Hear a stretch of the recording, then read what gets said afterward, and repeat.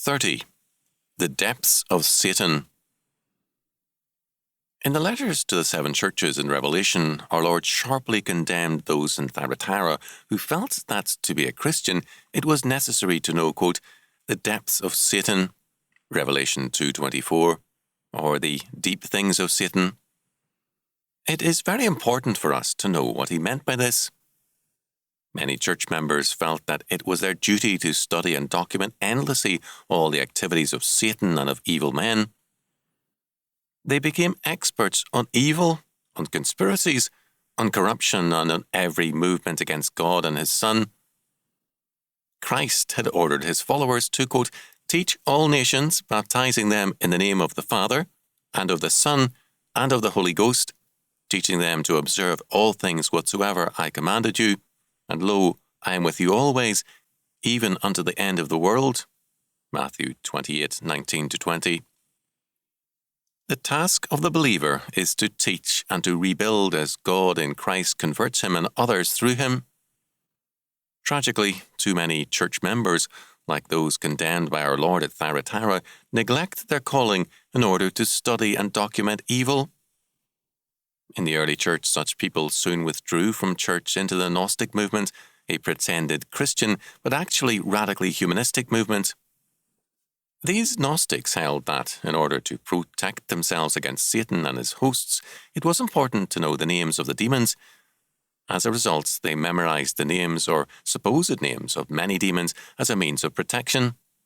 They also investigated various kinds of sins to arm themselves with knowledge against them.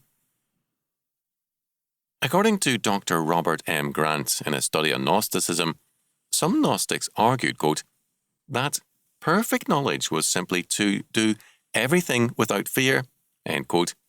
Thus, they became practitioners of the evil they were supposedly against.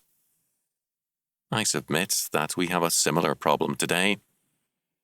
Many misguided people spend time and money studying evil, documenting conspiracies, endlessly probing, quote, the depths of Satan, end quote. They cease to become useful members of society. They are simply experts on evil. They often believe more in the power of evil than in the power of God.